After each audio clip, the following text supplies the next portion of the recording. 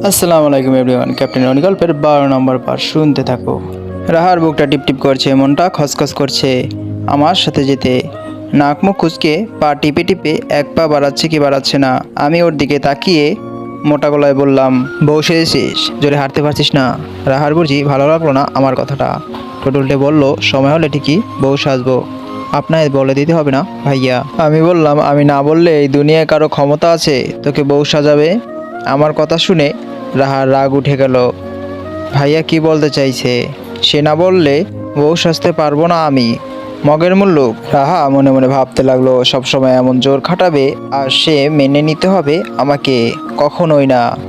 রাহা বলতে লাগলো, এখন কি আপনি আমার বিয়ে হতে দিবেন না? আমি বলতে লাগলাম, দেবো কি দেবো না সেটা সময় হলে বলবে। রাহা বলল, মানে কি বলতে চাইছেন আপনি ভাইয়া? আপনার সময় না হলে আপনি আমার বিয়ে হতে দিবেন না, তাই তো? আমি বলতে লাগলাম, আমার সময় হলেও তোর সময় হয়েছে কি না সেটা ডিসাইড করব আমি। রাহা বলল, কেন? আপনি কেন ডিসাইড করবেন ভাইয়া? আমি বলতে লাগলাম, তোর বিয়ে করতে হবে। রাহা বলতে লাগলো, তো করতে হবে না, সবাই করে। আপনি বিয়ে করবেন, জিদেন ভাইয়া, রশ্মি আপুও করবে, আমিও বিয়ে করব, বউ সাজবো, লাল টুকটুকে বউ সাজবো। আমার খুব শখ বউ সাজার। আমি বললাম, তা তুই বিয়ে করবি, তুই বড় হয়েছিস। রাহা বলতে লাগলো, তো হয়নি, দামনি একটা মেয়েকে আপনার চোখে কি লাগে না? আপনি আমার দিকে তাকিয়ে কখনো দেখেন নাই নাকি? এই যে ভালো করে তাকিয়ে দেখেন আমি কত বড় হয়েছি। রাহার কথা শুনে আমার হাসি পেয়ে গেল। কোনো রকমের হাসি চেপে রাখলাম।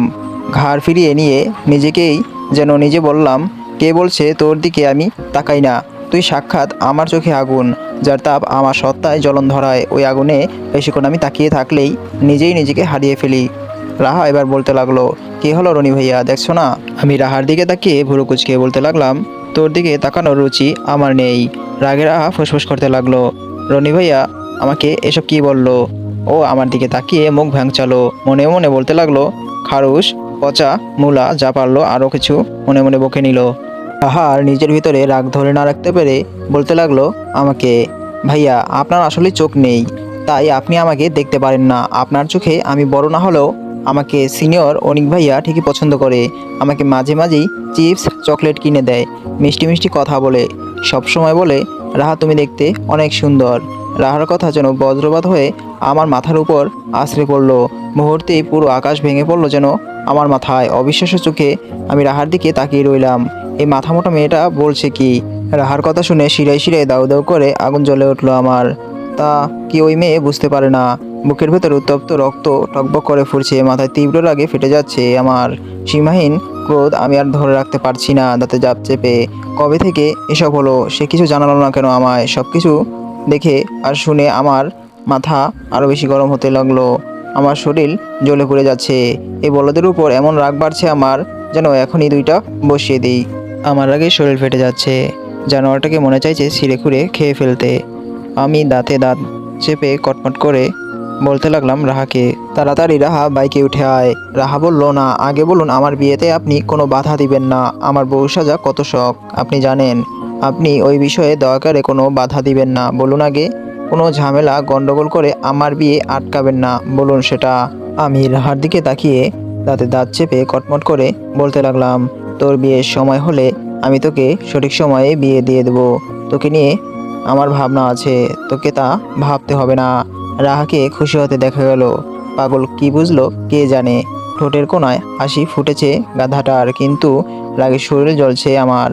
আমি দাঁত চিবিয়ে বললাম আবারও, এবার কানের নিচে দুইটা খাওয়ার আগে দ্রুত বাইকে উঠে আয়।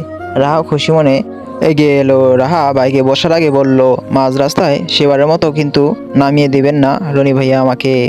আমি কোনো জবাব দিলাম না, কিন্তু মনে পড়ে গেল রাহার 16তম জন্মদিন উপলক্ষে মেয়েটা বায়না ধরেছিল তাকে বাইরে নিয়ে ঘুরতে হবে। সে জীবনেও বাইকে ওঠেনি, এবার সে রনি ভাইয়ার বাইকে উঠতে চায়। রাহার আবদার শুনে আমি সাফ না জানিয়ে দিয়েছিলাম, তবে ও নাছোড়বান্দা, ছাড়বার পাত্র নয়। ও বারবার আমাকে বিরক্ত করত। সে জীবনে বাইকে ওঠেনি, এই সে গল্প। তার আবদার শুনে আমি সাফ যখন না করে দিয়েছিলাম, তখন আমার কানের কাছে এসে ঘ্যান ঘ্যান শুরু করে দিয়েছে। সময় অসময়ে আমার ঘরে গিয়ে বসে থেকে প্যান প্যান করছে, এমনকি ওয়াশরুমে গেলেও দরজা ধাক্কাতে ধাক্কাতে খুলে উন্নয় বিনিময় করে আমাকে বাইকে ওঠাও বলতো। তার যখন যা ইচ্ছে তাই করতো। আর আগ বাড়িয়ে কাজ করতে গিয়ে গাধাটা আমার কাজ আরও বাড়িয়ে দিত।